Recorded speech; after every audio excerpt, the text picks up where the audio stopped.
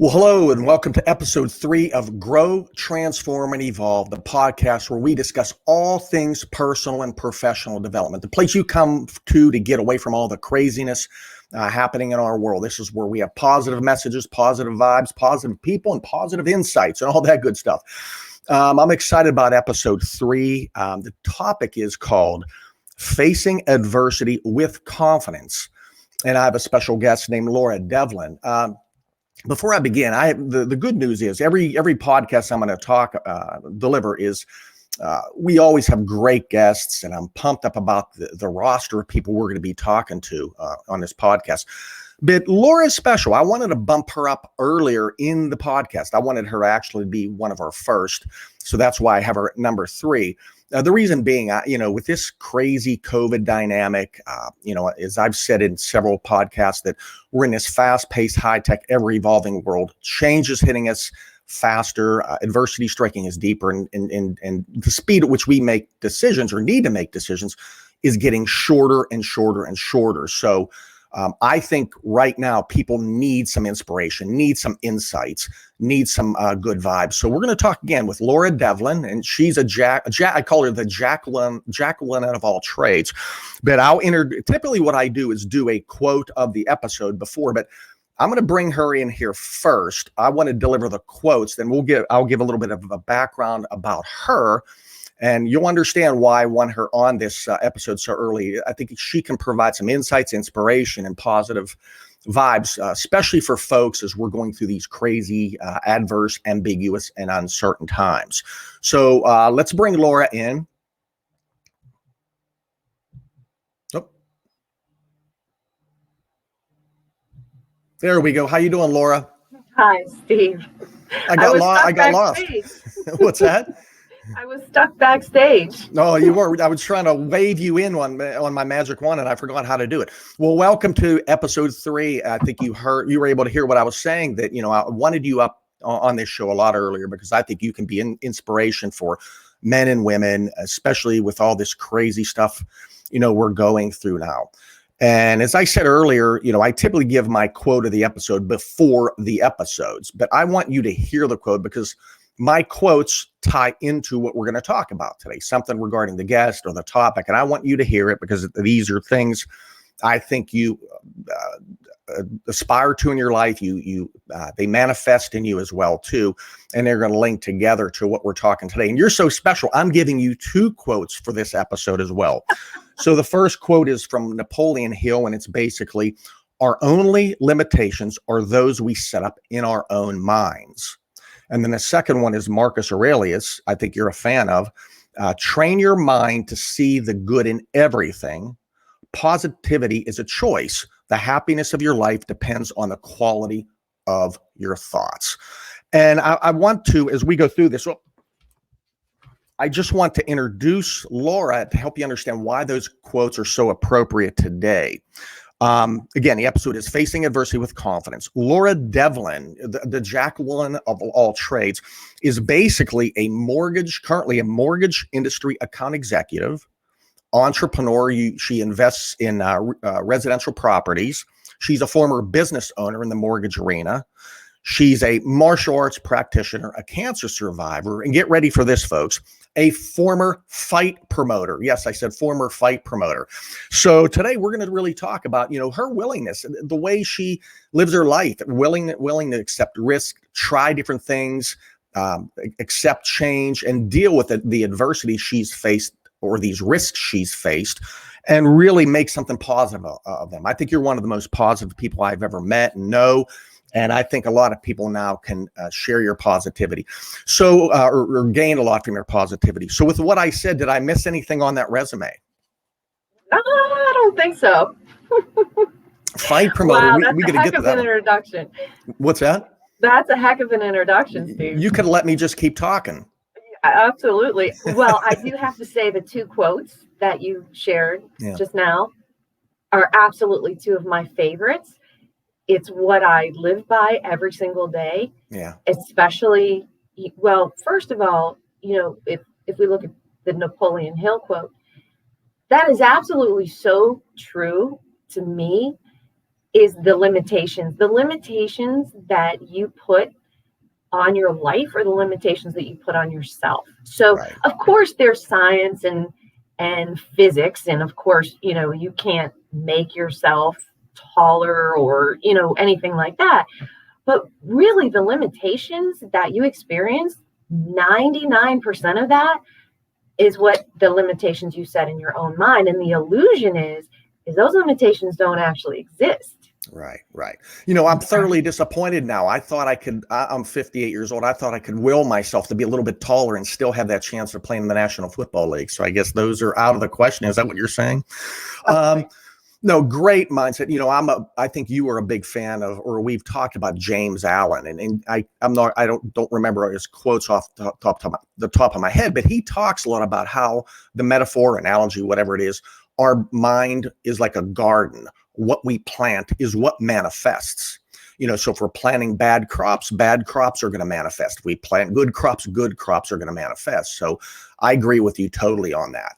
So, I mean, it sounds like you've always had this mindset, this positive mindset of not being afraid of obstacles. You know, what you're thinking is what manifests. How did that all arise? Tell me a little bit about your background. No, not always. I did not always have that mindset. Okay. And one of the most important things that I've learned is that you have to have that mindset, because basically you're creating your own life, in my estimation. Of course, things are going to occur in your life that are difficult. Things are going to occur that are absolutely out of your control. But one of the things you can control is your attitude. Right. You know, I always like to say attitude is everything. So you better pick a good one. Right. And your response to certain things, how you respond to that is going to go a long distance. That I know you and I have talked about this in my previous episode. We talked about the brain and how the brain functions. And, you know, if you're not careful, you could fall into an emotional response to adversity, freeze, fight, or flight. So what you're putting in your mind and your brain is quite important. So where did this positive vibe come about? Was it through learnings, through experience, through saying that, hey, what I was doing before wasn't working real well? Yes, what I was doing before wasn't working real well. And you start to realize that there's one person that's going to be able to change the experience that you're having with life, and that's you. And when you realize that and you decide that, and I actually think that I'm more appreciative of that, and knowing the choice and making that choice every day, not just every morning, but sometimes every hour, because things, you know, are stressful in our lives. And I think that not being aware that the choice was mine and not making the choice to be happy, to embrace life, to be positive, you get that sort of juxtaposition there and know, whoa, I don't like being the other way. That's right. I prefer to be this way. And it really is a choice. It's just as easy as changing your mind. That's really all you have to do. It's such a shame more people don't realize it and do it. I mean, it's easier said than done in many ways, especially if you've developed bad habits through the years, or you've had a negative voice in your ear all the time, you know, speaking negative things, or you're around negative people. It's very hard to do that.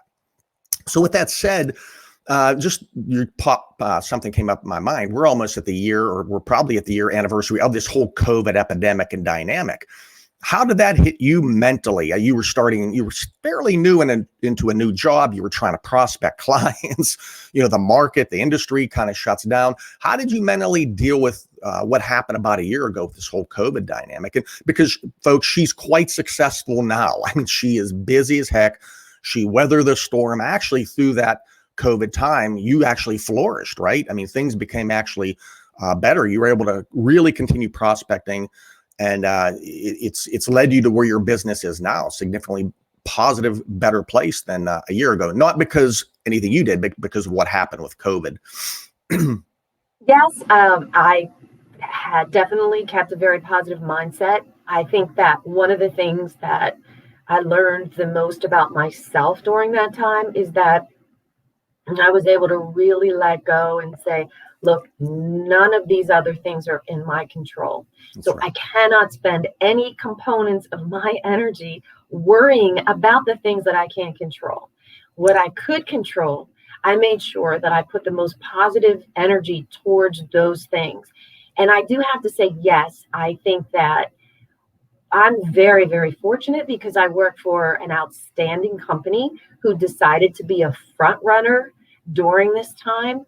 So I do have to give tremendous kudos to the company that I work for, the team, the leadership of that company, who really put us in a very good position. So being passed a baton like that, the only thing I wanted to do was grab it and run, because I knew how fortunate I was in the position that I was in, that I had the backing of that company. So of course, with the support behind you, you can do great things on your own, but with the support behind you, it just really, it multiplies that exponentially. So I am very, very grateful to the team that I have. So I just wanted to add that in there. It wasn't all me.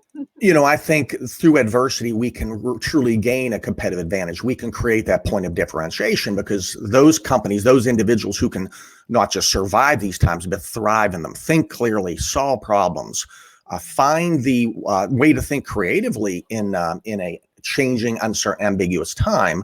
That's a chance to sneak in and steal some market share from your competition, steal some business from your competition, and stuff like that. And it sounds like what your company did in many ways, and you did as well too.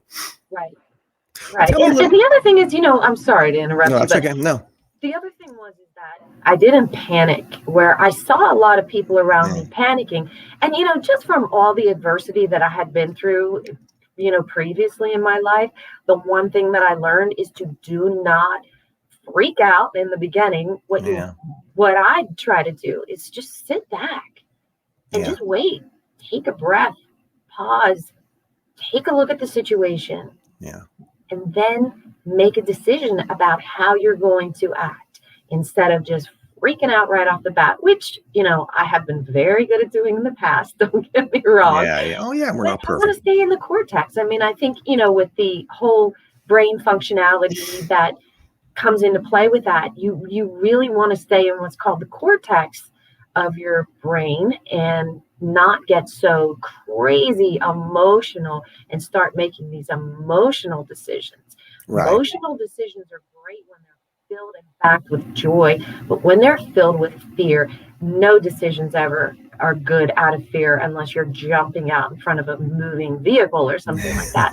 So the one thing I think that I do also want to share is, do not make decisions based from fear. In fact, do not try to be in fear at any point in time. And that's another illusion, I think, with limitations, is fear. We can go 18 different avenues. I'm going to have you on as a guest again.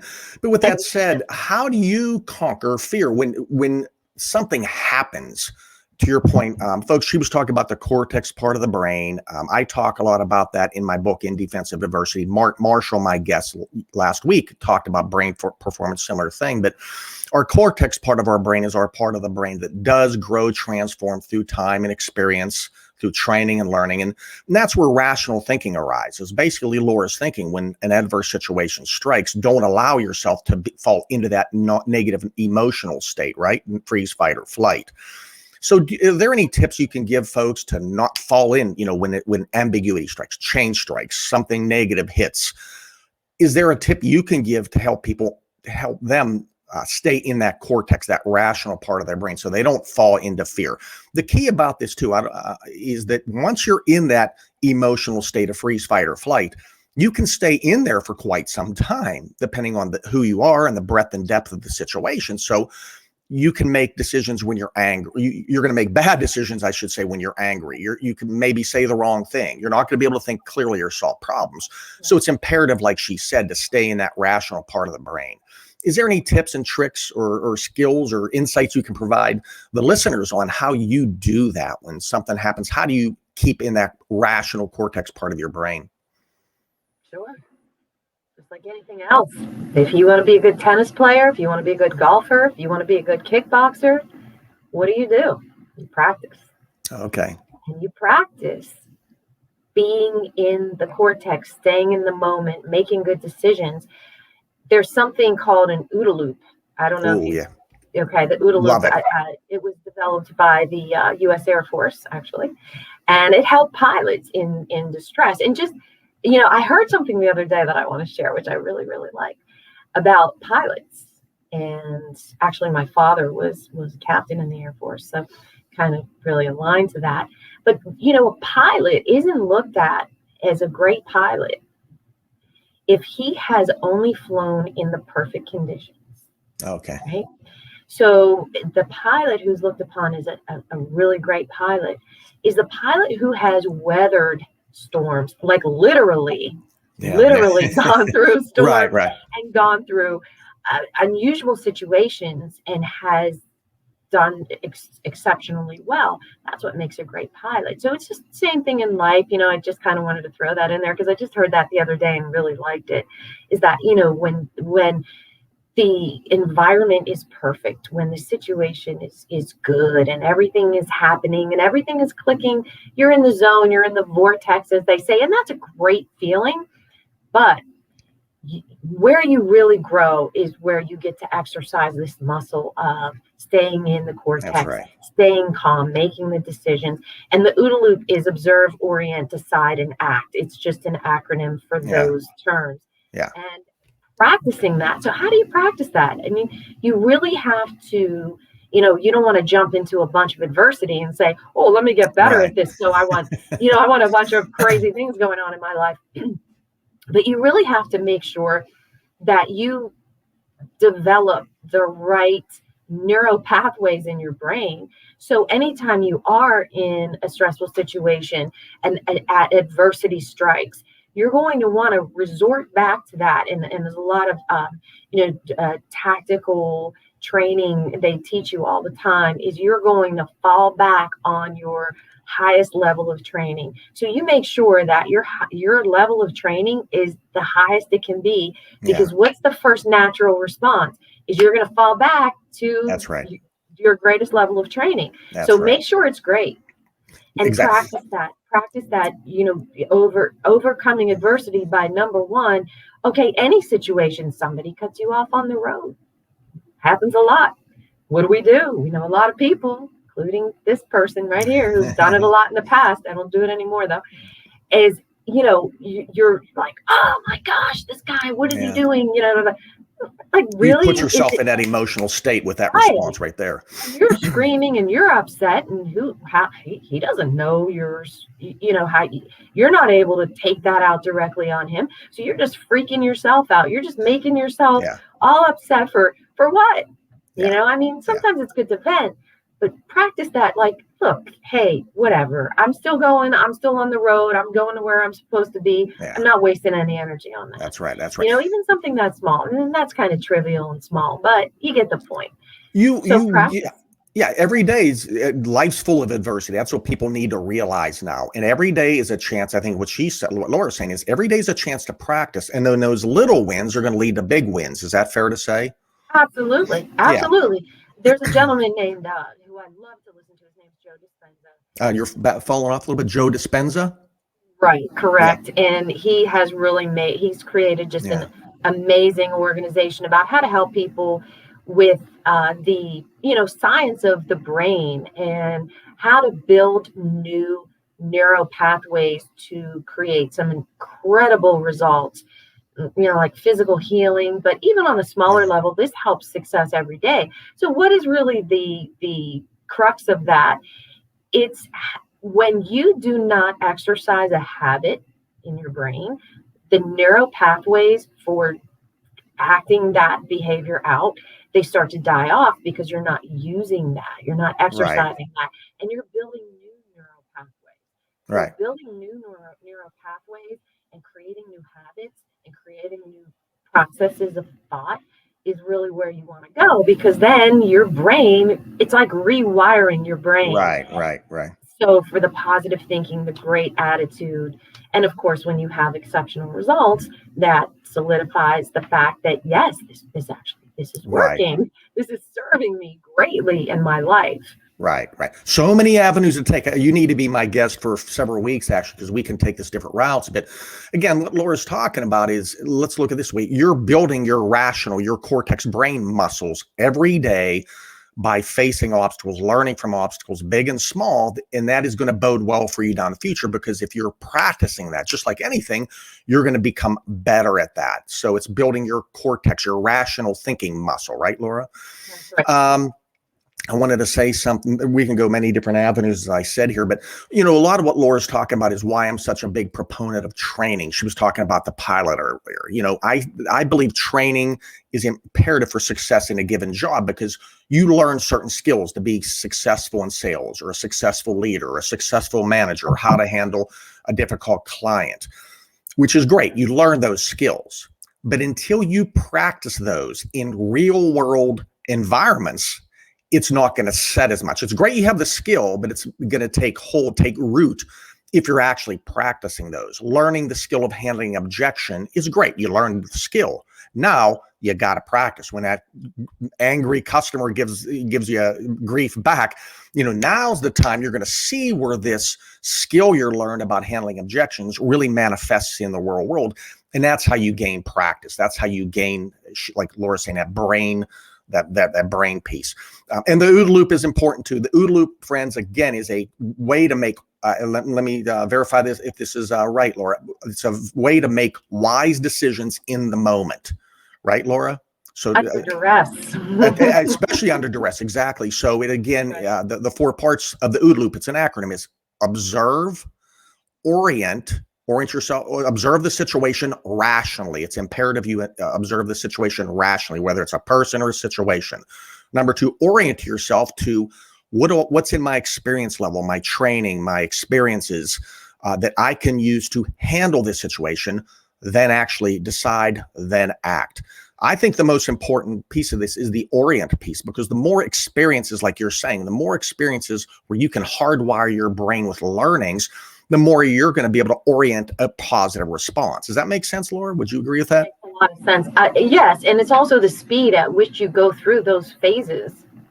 The observe, orient, decide, and act. The faster you can go through those and get to that action part, the better you get at it. And, we do this every day. Everybody does it every day. Yeah. We're not really cognizant of it because we're not thinking, oh, I'm going through the OODA Loop right now. Right. But when you break it down and you get better at each part of that, and yes, I think observe, the observe part, I'll align that with, when you make a decision, then you see all the really highly successful businessmen and just successful people. And because you can be tremendously successful at being a person, not just in business, but right. Successful. Absolutely. So I do want to add that in there. I know a lot of extremely successful people who, maybe being a, incredibly wealthy, successful business person isn't really their thing, Yeah. So successful people in general,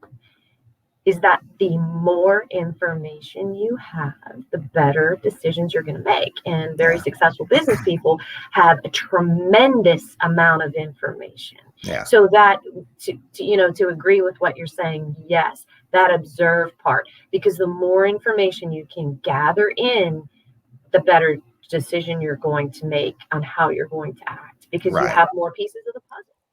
Right. Absolutely. Yeah. The more experiences you have, the more options you have to respond, again, in a productive manner, or at least if you've opened your mind, very much what you were saying at the very beginning of the podcast, if you open your mind to the ability to learn something, even though you may not have experienced something before, it's still a chance to relearn it. You can put that in your hip pocket for future situations. You really had a chance to hone this skill in, I guess, about 10 or 12 years ago. We're going to jump into there. You were, let me get this right. You were a business owner at that time. You and the market kind of hit you rough in the business you owned. You were struggling with a personal situation, cancer situation. You were invested in properties, and you started promoting fights. I mean, it sounded like everything hit very close at one time. Tell us a little bit about that time and what you learned from that, and how you overcame or dealt with all this stuff hitting you at once. I'm sure you had a chance of practice then. Oh yeah. Timeline's a little off. It was more like 15, 16 years ago. Okay. Yeah. So basically, Can you speak up? It's hard. Okay, there you go. There was a lot going on at that time. And it wasn't all like I had already been promoting fights and I'm going to just throw this in there. I had a partner in the fight promotion business, another woman who is another person who just is absolutely incredible and has overcome adversity in her life as well, who taught me some phenomenal skills. So I have to give kudos to her as well. So we came together and it was a really, really great combination at the time. And we started promoting, but we'll back up a little bit more to the cancer. And I had already gone through that before I started promoting in conjunction with owning my business, who I also had an amazing partner in that business as well. And I've been very lucky that I've had some super partners. But we'll touch on the cancer thing first. And the one thing that I do want to say is the type of cancer that I had, they weren't really sure what it was. It's not so much that it was, I was very fortunate that I had a type of cancer that could be cured fairly easily, but I was misdiagnosed in the beginning. So they weren't really sure what they were dealing with. So at the time was just ticking. And of course, the condition was worsening, and we didn't know that at the time, myself and my doctors, but, so it was kind of a really, there was a lot of unknown going on. And so that kind of really threw a twist into it. But at the end of the day, I went into an operation not really knowing what was going to happen, what they were going to see, what they were going to find. So, and I think the biggest takeaway, and I know lots of people have cancer these days, which is, kind of scary and unfortunate. And hopefully there's, we're doing a lot of research and finding cures for this disease, but, there's so many different types of it. But the one thing that I will say is that anybody who has had cancer of any kind, even, if it's minor or to whatever degree, is that when someone tells you these words that you have cancer, you're like, I don't think I heard that. There's a mistake because I'm invincible, or at least I thought I was at the time. Yeah. I think I'm in the wrong movie. Right. So it's hard to hear you a little bit. Sorry about that. Okay. Better? Yeah, better. Okay. But I will say, the biggest takeaway I had was number one, staying in the cortex.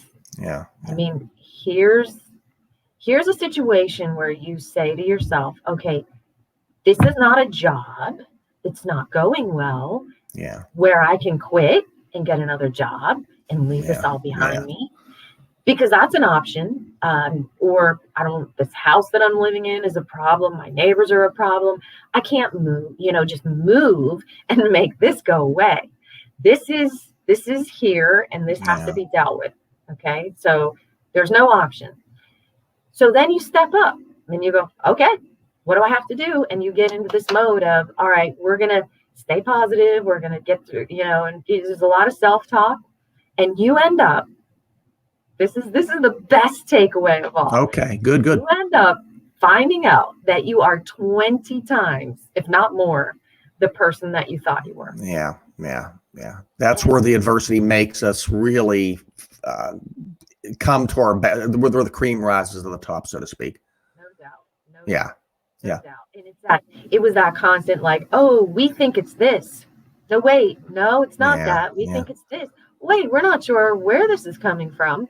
We think it's this. So every time you go, okay, we got this taken care of, and then no, it's maybe something else, and then you're like, what now? What next? My God, why can't these? Why can't we just get this figured out? So each time, it's sort of like the ante gets up a little bit more, and you're like, oh my gosh, now I really have to dig in. Now I really have to be strong. Now I really, and then you get through it, and then you look back on it and you go, geez, I'm capable of a whole lot more than I ever knew, so, not that, you should have to go through that too. God willing that it's not that you go through for adversity to realize those things about yourself. But here it is, adversity. Adversity is like a blanket. Okay. And then you pull the covers back and you go, ooh, there's a lot of cool treasures under here. Wow. So inside of that adversity, you pull that curtain back, so to speak, or the blanket, or whatever, however you want to, say that. There are gems. There are so many gems in there.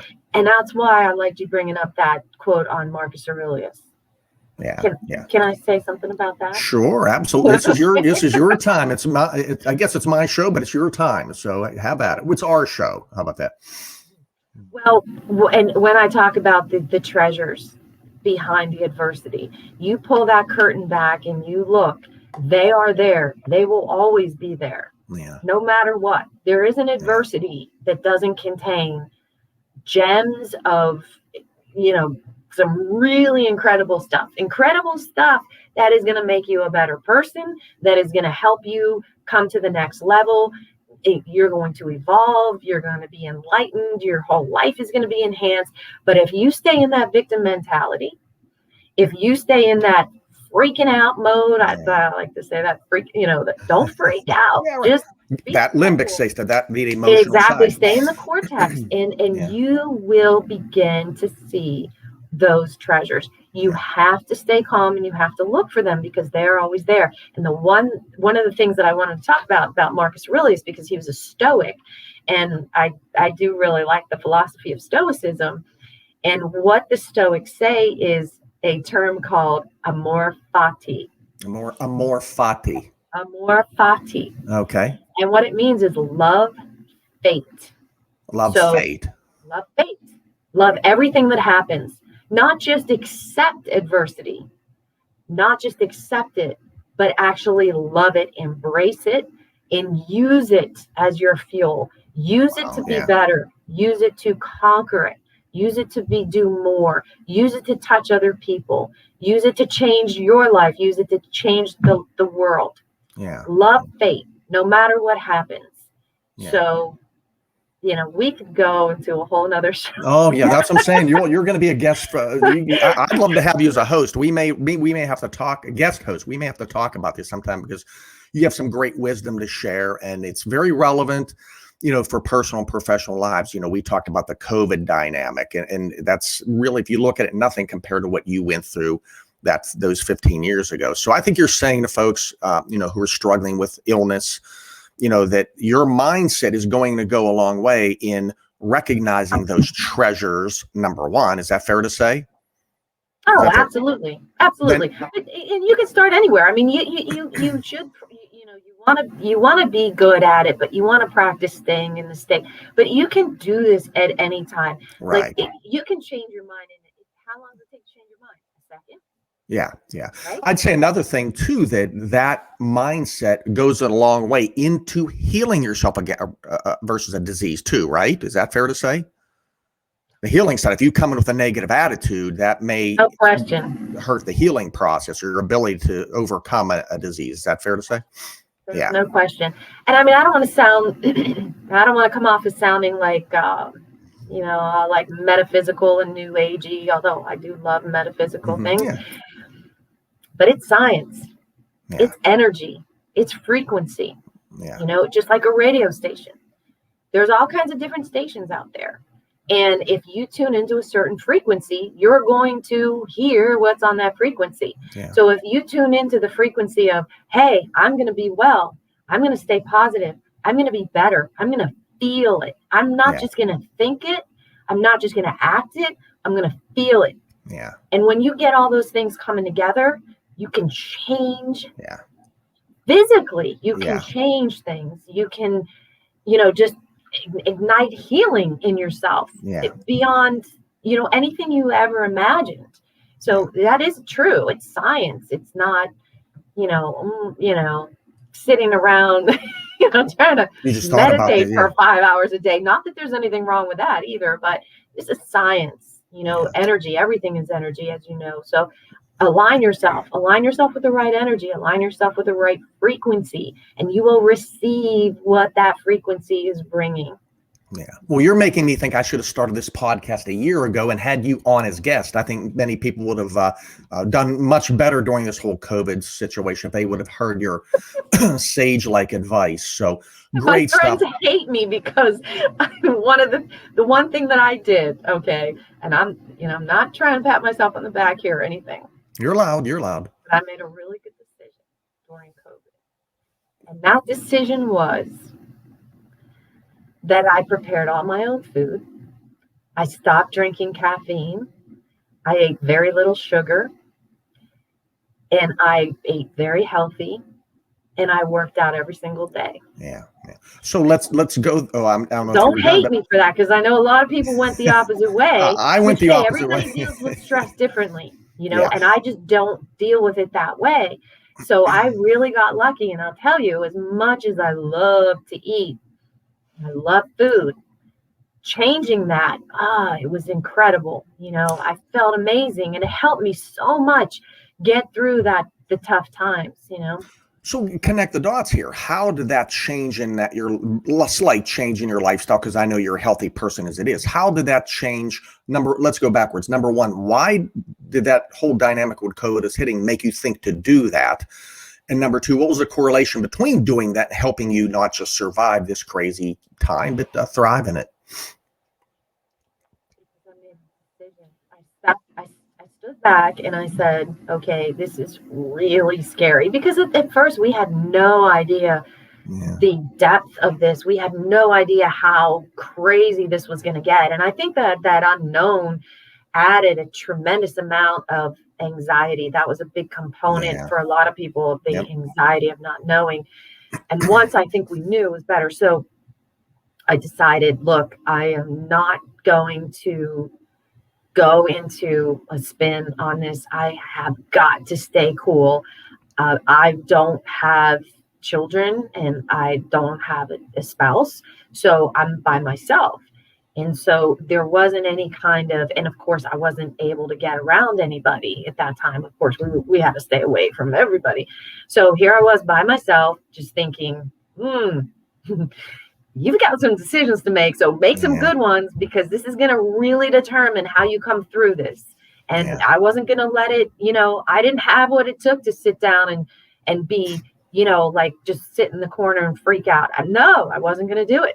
And I think the whole exercising thing too helps, because it keeps your mind clear. And that's, the number one reason why I exercise, incidentally, is so I can eat what I want to eat, because I love to eat, even though I'm, I'm healthy and everything, and I eat healthy. She's not even Italian, folks. So that's the key.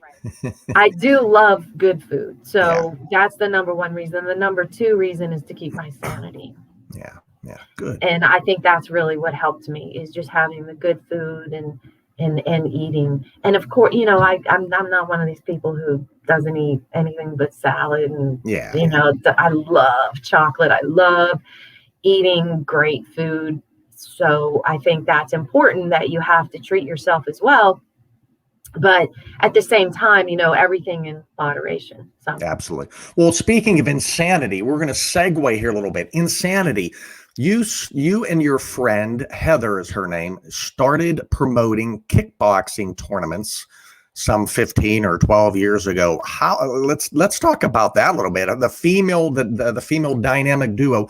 Folks, the listeners, these two took a risk in doing something. The UFC is huge now, one of the biggest sporting events now. Martial arts is bigger than ever, and it's growing. It's going to continue to grow. But when Laura and her partner Heather started what was called Left Hook Productions and started promoting kickboxing tournaments, martial arts wasn't so big then, right? Muay Thai or kickboxing, UFC, it kind of was starting to kick off, but it wasn't a real popular thing, an easy thing, or it was a very risky thing to jump into. And they not only did it successfully, I think they had like 15 or so events. Folks, I'm going to say this. She will not agree with me, but I think she's very influential. Not obviously the sole influencing experience, but had a hand to play in the UFC becoming what it is now, because there were very very good promotions out there now for martial artists to participate in. And her and her partner Laura Heather took a risk in doing that. And a lot of the fighters that were in their fights were amateurs at the time are now in the UFC. They made their bones in the events that Laura and her partner Heather had many years ago. So kudos to you for being a seed, one of the seeds in many that, you know, help martial arts and UFC flourish. But tell us about that. I mean, what was this thing? It's not like it was a real popular thing at the time. What made you decide to do that? And tell us a little bit about it. Well, I do want to say also that our matchmaker Larry was instrumental as well. So I have to include him and give him the kudos. My partner Heather, she was a huge fan of the UFC, and the gentleman we were training under at the time in kickboxing, he said to me, I need to introduce you to this girl because she's the only woman that I know that likes the UFC. Yeah. It was great. I shouldn't even say like, I should say love as much as you do. Yeah. I was going to say something, folks. Back in that time, the UFC it wasn't what it is today, though, right? I mean, it still wasn't. It was just evolving. People didn't understand what it was. Thought it was these violent animals out there doing what they didn't realize what a true, wonderful sport it really is. So. Right, that's right. And and you know what we came to do there, what the goal was, and really Heather had the lead on that. She had gone to Vegas and seen a few UFC events, and she came back here and it was her idea, and she said, I want to do that here. But at the time, there wasn't a platform for amateur fighters in kickboxing. That didn't exist. Okay, it did, but there wasn't a lot of anything going on that was sanctioned. Okay, we had the sanctioning bodies here, the ISKA, they're an amazing sanctioning body, and the gentleman who runs that in this area in the state, he's wonderful, but no one was really taking advantage of that. So what Heather wanted to do was make a place for these guys to be able to come out and fight and have a professional on an amateur level, but a professional environment in which to do that. And so that's what we set out to do. And granted, just like when I opened my mortgage business is, you don't know what you don't know at the time. Quite risky. Like, ooh, what's this? Yeah. Okay. So we had a lot of things coming at us at the same time. And Heather's an amazing person. And she's another one who, to the buffet of life, we go up, we've got a freaking giant plate and we're piling, she's one of those too. So we're very like-minded. And so we wanted to take this on. We bit off a lot, and we did. And it was always all about the fighters. Okay, yeah. That was absolutely a labor of love, and we really helping them have a good experience, right? Not just go fight, but have a great experience. Not having to worry about any of the goofy things that can happen before a fight. Things not working, things not being flowing well. Very understanding. Giving the fighter, because a lot of them were, there were rookies or, they had one fight. Yeah. So we really wanted to give them the ability to enjoy. This is what it's going to be like. If you decide to hopefully continue amateur and go pro, this is what it's going to be like. So we wanted to have, a safe and fair and really good environment for these guys to be able to do what they wanted to do, because we love the sport so much and we wanted to see it grow. We wanted these fighters to be able to excel, and the coaches were happy as well, because look, they're training these guys, and where are they going to go? Now it's a different story. There's a lot of really great amateur events out there, and we no longer do that, but we of course, you never say never, we may do it again. But, the guys that have, and girls, I mean, that was another thing. We always wanted to showcase at least one girl fight, female fight. And we've had on most of our cards, if we had at least one, if not, sometimes we had three, we were really proud of that too. So Tisha Torres, who's currently in UFC, I think ranked within the top 5 or 7, at least in her weight class, fought in your promotion, correct? She made her bones at Left Production, right? She sure did. Yeah. She's a great person. Really, really super girl. And we're really happy for her. And there's many others as well. So yeah, but to kind of go back to the adversity piece of that. Yeah, it was definitely a lot fighting that off. And how many fights did you guys sponsor? I think it was 18. 18. Wow. 18 events. And of course, my partner and I did also work at the time. So we did a lot of this in the evenings. So we dedicated a lot of time to it, and, a lot of resources. Yeah. So it's not something that you can just continue to do, because, it definitely, it wears you down. But when you are super, super passionate about something, that it doesn't matter how much extra time you have to spend, or, you're spending your nights and weekends doing this, you do it. Yeah. You do it because you want it. You're reaching that goal. Yeah, I want to state something. These Laura and her partner Heather took a great risk at that time. It wasn't a hugely popular sport, unknown. There was not really a great roadmap on how to do that. Not only did they take the risk and do it, but they did it damn well. I met Laura at an event called Glory, which is basically where you want to be if you're a good kickboxer. It's a professional kickboxing organization, like the National Football League for football players. The Glory is where you want to fight. And I went to an event. I was sitting next to one of my coaches, and Laura and Heather walked up. Now, they haven't done this, what's it been, 12 years ago or so? They walked into that arena and they were rock stars. I mean, it was so funny. All these fighters are coming up to them, referees greeting them, talking to them. I'm like, who are these two women? It's like, my God, this is amazing. My coach went up and hugged her.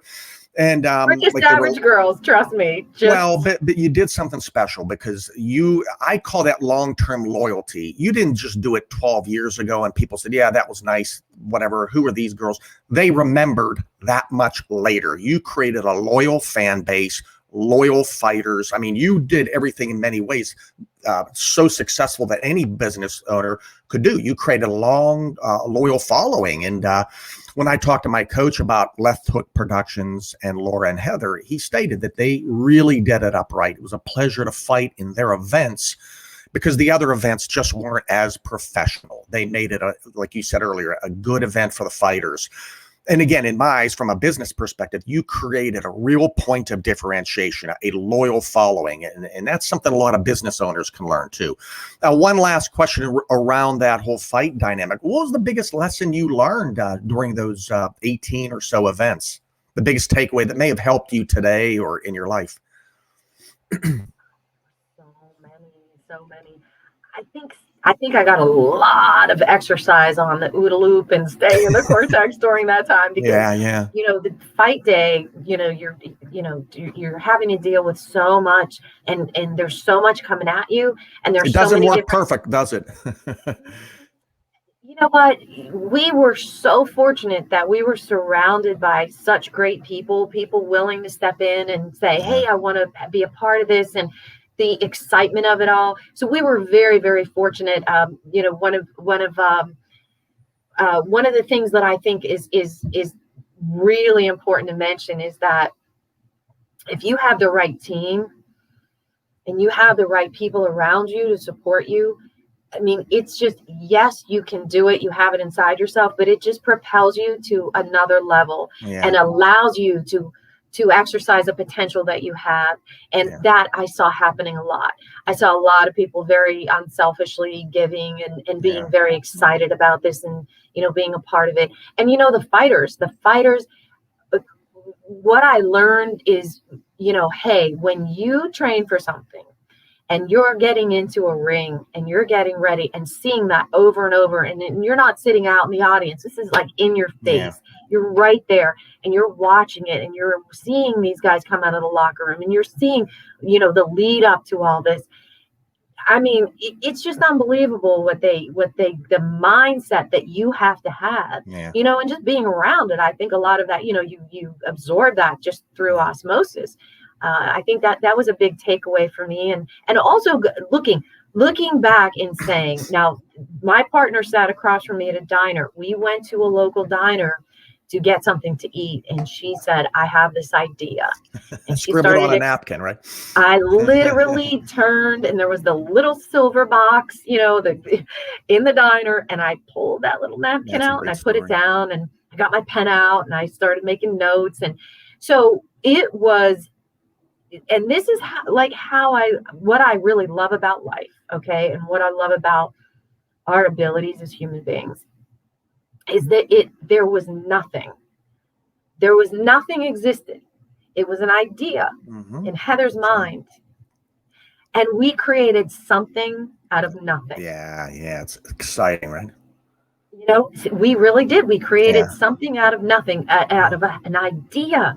You know, so when you hear everything starts with a thought, thoughts create everything. Thoughts create your world. Wow. It's true. You know, it's true because nothing can exist unless it's been thought of first. Yeah. So we took a thought, we put it, you know, we started, conversing back and forth. We put it on a napkin and, and like, look what we're talking about today. So was it a lot of hard work? Was it a lot of, there's a lot in between there. Yes. But to just go back on your comment about the UFC would be where it is today if I had nothing to do with it. I don't want to hear it.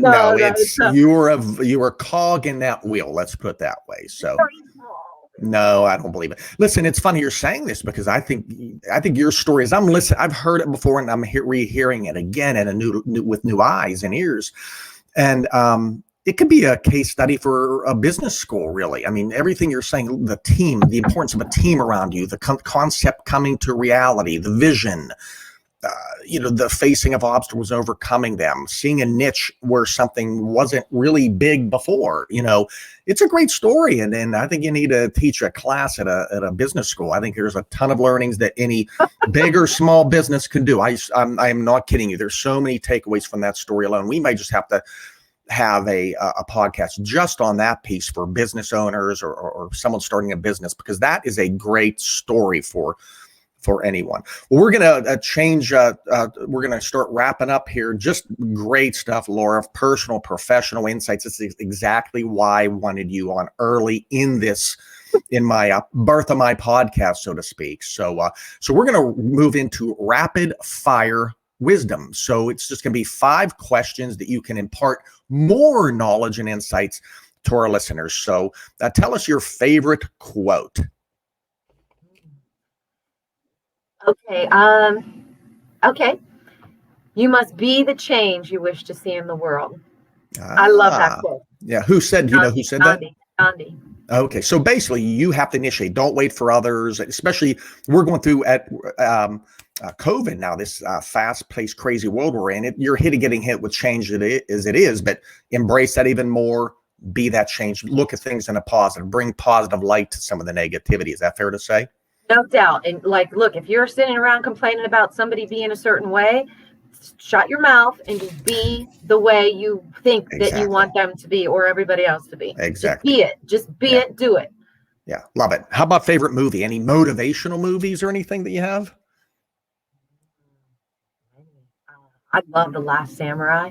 Oh, a great movie, Tom Cruise. Why do you love that one?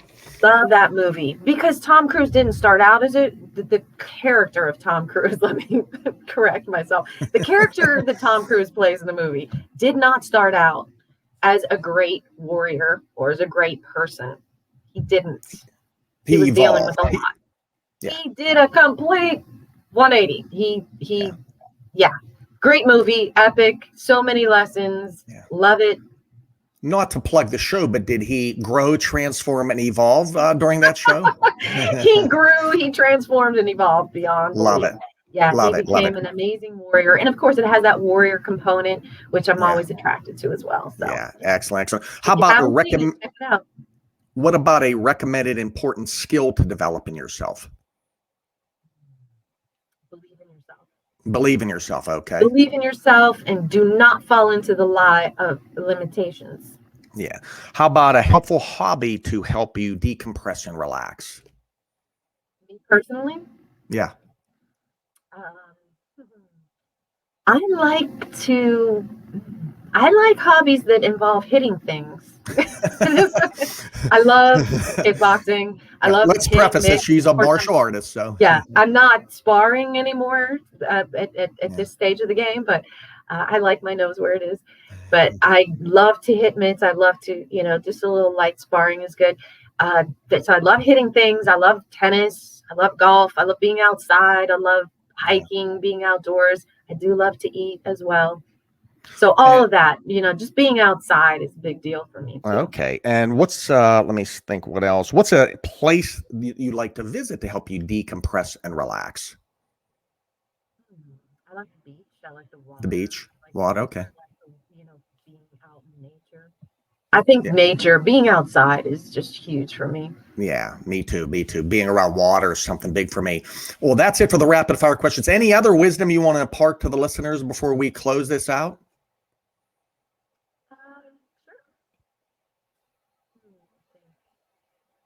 I got a good one. This is a good nugget. So just remember that you're only going to be able to reach a goal for yourself. You're only going to be able to be and achieve that which you think of yourself. So if you think of yourself only at a certain level, a lower level, you're not going to be able to exceed that. You have to believe that you are capable, you are able to achieve, and it's only then that it's actually going to happen. So again, just believe in yourself, believe in you're capable of far more than you think. Trust me. I've been there multiple times. Yeah. Well, good. No, great wisdom. And my takeaway, I mean, there are many, is the OODA Loop. Because I'm Italian, I tend to make spur decisions. Sometimes, I try to stay in the cortex. Sometimes I don't, but this is a good process to walk through to make sure I'm thinking I respond to things rationally. And as Laura said, the more you do it, the more practice you have, the more effective you're going to be. So once again, the OODA Loop is a 4-part acronym: observe, orient, decide, and act. And with that said, I think that is it for today. An excellent episode 3 of Grow, Transform, and Evolve, where we discuss all things personal and professional development. Have a great day, all.